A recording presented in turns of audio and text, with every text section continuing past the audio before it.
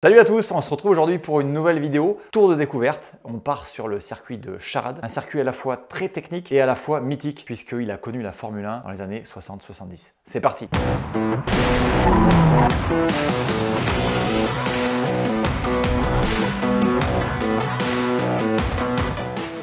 Allez, c'est parti pour tous les fans ou les curieux de pilotage. Je vais vous lancer un premier tour en caméra embarquée. C'était à bord de la Clio 4 Cup sur le circuit de Charade. Un premier tour où je vous indique simplement le numéro des virages, beaucoup plus simple à retenir que les vrais noms de virages. Et juste derrière, je vous refais le même tour décomposé. On va parler un petit peu trajectoire et on va aussi parler un petit peu technique. Une technique qui sera bien sûr propre à la Clio 4 Cup, maintenant qui va être quand même assez proche de beaucoup de voitures. Quelle que soit la voiture, vous savez qu'en général sur l'entrée du virage, ça va être exactement les mêmes repères, les mêmes techniques. Milieu, sortie de virage, ça peut être légèrement différent en fonction du fait que vous ayez une traction, une propulsion ou une 4 roues motrices. Allez, c'est parti. On est dans la ligne droite ici. On arrive dans le T1.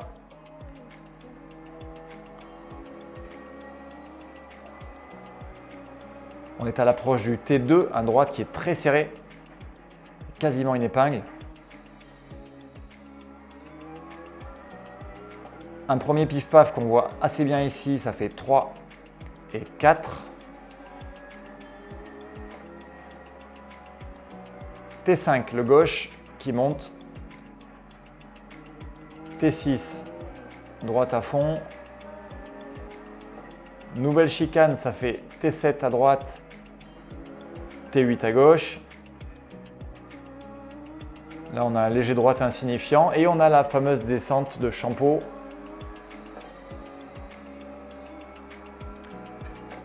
Qui arrive tout en bas sur T9. «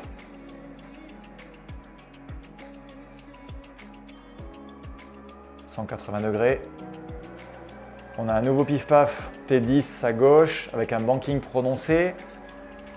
T11 ici qui conditionne la ligne droite qui n'est pas tout à fait droite d'ailleurs, mais qui est à fond en tout cas, avec des petits droite-gauche insignifiants. C'est flat absolu bien sûr.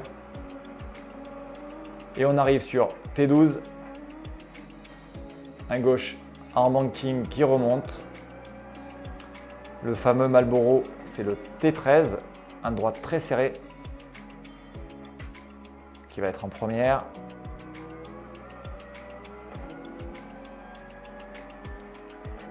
Un gauche ici qui est T14. T15, un long droite, assez technique. T16, un gauche très rapide à fond. Et le dernier, le T17,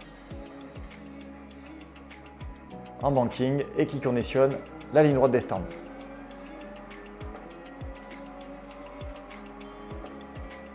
Voilà, vous voyez un circuit qui est vraiment très technique, avec énormément de virages. On a 17 virages, c'est rare de trouver en France des circuits avec autant de virages, mais une Vmax qui est relativement basse, ça ne veut pas dire pour autant qu'il est simple d'accès. Au contraire, je trouve qu'il est très intéressant de bien le décomposer, de manière à comprendre les subtilités de chaque virage. Et vous comprenez bien que si vous gagnez ne serait-ce qu'un dixième par virage, x 17, ça fait 1 seconde 7, hein, c'est tout à fait mathématique. Donc ça vaut le coup de bien s'y pencher, plutôt que de le faire à l'instinct, au feeling, de bien comprendre les enjeux de chaque virage. T1 ici, on arrive donc sur un premier gauche. Je vous le montre sur le tracé, voilà, un premier gauche qui est assez ouvert. Sur le papier, quand on regarde sur une carte, il a l'air très simple. Sauf qu'en vrai, qu'est-ce qui se passe ici? C'est que c'est un gauche aveugle. D'accord? Donc on a l'impression de rentrer dans une espèce de tunnel ici. On va arriver tout à droite. Bien sûr, il faut profiter de toute la largeur de piste. Je vous rappelle que d'être à cheval sur cette ligne de course, c'est tout à fait autorisé. Ce qui est important, c'est de garder 2 roues à l'intérieur de la piste. On est bien externe, on va pouvoir commencer à mettre un léger frein par ici et on va avoir un braquage approximativement à la fin du muret. Léger frein, braquage, et ce qui est super important ici, c'est de s'imaginer que sous la passerelle Michelin va commencer une sorte de corde longue. Ça, c'est pas courant non plus sur un circuit. En général, on a un point de corde duquel on se rapproche, puis on s'éloigne dans le virage. Là, c'est une corde qui va durer à peu près 20-30 mètres. On va longer ici jusqu'à la fin du vibreur. On était en 4 ici, et on va réaccélérer progressivement et le plus fort possible pour monter la 5 et préparer le virage suivant. Alors, virage suivant, il y a des repères sur la gauche. On avait le panneau 100 mètres juste ici. Donc là, j'ai freiné juste après le 100 mètres, à peu près à 90, entre 90 et 80 mètres. Ce qui est très important, encore une fois, c'est d'avoir avant le pied sur le frein, d'avoir les yeux sur la corde. Le fait d'avoir les yeux sur la corde, que je sois à 95 mètres ou à 85 mètres, je vais savoir m'en sortir. Parce que le cerveau a l'info, ok, je veux passer par là, donc vous allez savoir freiner assez fort et dégraisser correctement votre pédale de frein, quel que soit le pied où vous freinez d'ailleurs, dégraisser la pédale de frein comme ça pour aller vers ce point de corde que vous visez depuis le début, juste avant le freinage. Donc frein dégressif, les yeux bien à la corde, 2, 1 ici, pour bien faire pivoter. Alors ce virage, le T2, il peut être soit en première, soit en deuxième. Je m'explique. Si je freinais un tout petit peu tôt et que je suis plutôt confort, je vais privilégier d'être plutôt en seconde, de bien passer par mon point de corde et de réaccélérer assez tôt pour sortir avec un maximum de vitesse. Maintenant, si j'ai freiné un tout petit peu tard, comme c'est le cas ici, je vais devoir optimiser mon freinage et pour optimiser mon frein, je vais insister sur le fait de rétrograder et d'accentuer le frein avec mon frein moteur. C'est-à-dire que j'étais en 5, je fais 4, 3, 2, 1 pour vraiment mettre du poids sur l'avant et ne pas laisser le choix à la voiture qu'elle ait vraiment l'occasion de pivoter autour du point de corde. Gros avantage également, c'est qu'en première, quand je vais réaccélérer, la voiture a vraiment beaucoup de dynamisme et arrive à bien sortir. Petit inconvénient, c'est qu'elle est un peu plus nerveuse au niveau du comportement. Il faut bien penser à monter la 2 assez rapidement. On arrive ici à la bord du T3, T4. Alors là, ce qui est super ici et qui n'est pas courant sur ce circuit, c'est qu'on a vraiment une très bonne visibilité. On voit le T3 qui arrive et on voit déjà le T4. L'idée, c'est de sacrifier le premier pour être super vite dans le deuxième. Donc là, ici, je reste bien sur la gauche. Je freine relativement tôt. Je calme l'auto ici et je viens simplement mordre le vibreur intérieur de 20 cm. Je ne vous conseille pas d'aller plus loin, les vibreurs ici sont très durs pour les voitures. Donc 20 cm c'est correct, ça me permet d'ouvrir la suite. Comprenez bien ici sur l'image que plus je vais être placé à droite ici, plus ça m'ouvre la sortie. C'est ça qui est intéressant quand on touche les vibreurs. Et à partir de là, j'accélère et quand je suis à la corde du T4, je suis déjà gaz à fond. D'où l'intérêt de vraiment réduire la vitesse et de sacrifier le 3 pour être très vite dans le 4. Le fait d'accélérer très tôt dans le 4 et de venir effleurer le vibreur, la vitesse va m'éjecter à droite ici, juste à la fin du vibreur de droite. Et ça tombe bien parce que là, ça monte énormément. Donc il va falloir que j'arrive avec un maximum de vitesse. Frein ici va se situer juste avant le début du vibreur. Les yeux sont déjà dans la corde. On est ici dans le T5. Et ce qui est super important de comprendre ici, là où d'habitude et en théorie, on freine fort aux droites et on garde du frein dégressif jusqu'au point de corde, là, on va supprimer la partie dégressive quasiment en comptant sur le fait de la piste monte et je braque. Donc le fait qu'elle monte et que je braque, ici, je vais rentrer avec de la vitesse. Parce que si en plus j'accentue avec mon frein, je vais être complètement arrêté à la corde. Donc je garde la vitesse ici, je passe par le point de corde. Et là, si je suis bien placé, c'est-à-dire milieu de piste en sortie de ce T5, je vais pouvoir tout simplement mettre gaz à fond. Et gaz à fond, qu'est-ce qui va se passer? Je suis en train de braquer à gauche, je mets mes roues droites et je mets gaz à fond. Là, quand je vais braquer à droite de manière assez incisive, l'arrière va être super stable et j'aurai aucun souci de perte d'adhérence ni de survirage. Boum, c'est parti à droite. La 4 ici, T7, T8 qui arrive. Alors T7 un peu particulier. En théorie, vous me direz, normalement on va sacrifier le 7 pour être bien dans le 8. Ici c'est un peu spécial. Si on sacrifie le 7 et qu'on rentre trop tard, on a beaucoup de mal à garder la vitesse. Donc là au contraire, dans le 7, on va être plutôt instinctif. On va plonger assez tôt. Voilà, ça plonge tôt ici, ça freine dans le virage, ça rétrograde dans le virage. Entre 7 et 8, je fais en sorte de rajouter un maximum de vitesse. Donc je mets du gros gaz sur les freins. Là, je suis en 2. J'ai comme 2 points de corde ici, en fait. Il faut s'imaginer comme ça. C'est-à-dire que j'ai un premier point de corde très tôt. La vitesse m'emmène un petit mètre de la corde et je replonge une deuxième corde qui est là. Et à partir de là, il est super important que je commence à mettre du gaz, que je débraque mon volant et que je prenne un maximum de vitesse dans la descente. Donc là, c'est gaz à fond. 2, 3, 4. Ici, subtilité très importante, c'est qu'on va avoir un freinage qui se situe juste après le braquage de la piste. Vous voyez ici, on a une ligne qui tourne et ça redevient droit ici.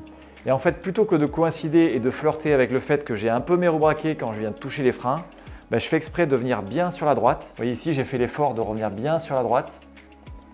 Je suis à un tiers droite, de manière à ce que je puisse plonger à gauche et freiner serein mes roues droites. Là, je sais que je n'ai pas du tout 2 minutes de volant sur la gauche. J'ai bien mes roues droites au moment où je freine. Le frein se situe ici à peu près à 100 mètres. Hop, juste là, un peu plus tôt, 110 mètres on va dire, de manière à être sûr. Ici, il n'y a pas vraiment d'intérêt à gratter 5 ou 10 mètres plus tard au freinage parce que dans tous les cas, le prochain virage est très lent et il nous oblige à être très patient. Donc frein à 110 mètres, bien extérieur, les yeux qui cherchent déjà la corde ici, du T9. Et il faut absolument que je passe par mon point de corde qui est juste là, de manière à faire le moins de distance possible, ressortir ici maximum milieu de piste et je viens me rejeter de nouveau à droite pour préparer le T11. T11 ici, particulier également parce qu'il est en banking. Quand on voit comme ça le tracé, quand on voit la piste sur une vidéo, ça veut dire qu'elle n'est pas plate, mais qu'elle remonte énormément. Donc si elle remonte énormément, je vais en profiter, comme c'est un banking, je vais en profiter pour rentrer tôt, plonger tôt avec de la vitesse à l'intérieur. D'accord? Donc tout de suite là je braque, c'est tôt mais ça passe comme ça, léger frein et je remets gaz le plus tôt possible. Et là c'est gaz à fond ici, encore une fois pour basculer de gauche à droite. Je short shift la 4 tout simplement pour m'éviter d'avoir du patinage. Ici on a une légère bosse entre le 11 et le 12. Et si je reste fond de 3, quand la voiture va délester comme ça sur la bosse, il est possible que quand elle déleste, j'ai l'avant qui patine tout simplement si je reste en troisième. Donc plutôt que de perdre l'adhérence comme ça, comme je suis en traction, je vais juste avant la fin de la bosse monter la 4, comme ça passe la bosse sans problème et je prends un maximum de vitesse. Ligne droite ici, on déroule, on détend les épaules, on respire. Il n'y a pas beaucoup d'endroits pour le faire ici, donc on en profite un maximum. 3, 4, 5. La Vmax n'est pas très grosse ici, on va monter à 180 à peu près. Repère des freins ici, je suis sur le panneau 100 mètres qui est juste là.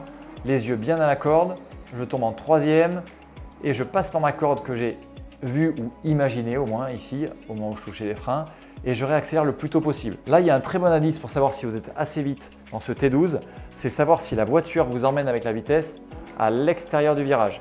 Si elle vous emmène ici à cheval de la ligne de course, c'est que vous êtes bien. Si vous avez encore 1 ou 2 mètres de décalage à l'intérieur de la piste avec la ligne de course, c'est que ça peut accélérer plus tôt ou ça peut passer plus vite. Ici, je reviens bien sur la gauche, ça freine. Attention ici, plutôt relativement tôt, juste avant le début du vibreur. Je vais freiner fort, je suis en 4, je vais faire 3, 2, 1, bien extérieur. Et là, il faut vraiment braquer franchement pour aller chercher mon point de corde qui est juste ici. Et dès que je peux l'atteindre, je réaccélère progressivement en débraquant mes roues. On évite de toucher le vibreur extérieur ici. Là, je suis juste à fleur, je ne l'ai pas touché. Parce qu'en pleine accélération comme ça en première, avec un train avant gauche qui vibre sur le vibreur, mécaniquement, c'est vraiment très mauvais. Donc on évite absolument ce vibreur. Et là, on va vite chercher le côté droit. Pour un T14 ici qui va rentrer fort, il n'y a pas de frein ici, c'est juste de la décélération. Une fois qu'on a décéléré, qu'on a commencé à inscrire la voiture, on va réaccélérer assez tôt pour stabiliser l'arrière. Et attention ici, alors avec une traction c'est plutôt facile, encore une fois, on est sur une phase d'accélération et on va arriver sur une bosse. Donc l'intérêt c'est de vraiment remettre les roues droites. Hop, on le voit ici, j'ai remis les roues droites tout de suite, je passe sur la bosse. Si jamais vous êtes en propulsion, attention parce que cette fameuse bosse, peut-être qu'il faudra faire l'effort de soulager un petit peu l'accélérateur pour pas trop être pénalisé à cet endroit-là. La vitesse ici me jette à l'entrée du 15. Je freine très tard ici, je suis à la corde au moment où je freine. La vitesse m'emmène volontairement un tiers de piste. Là, je suis patient, j'ai juste un filet de gaz.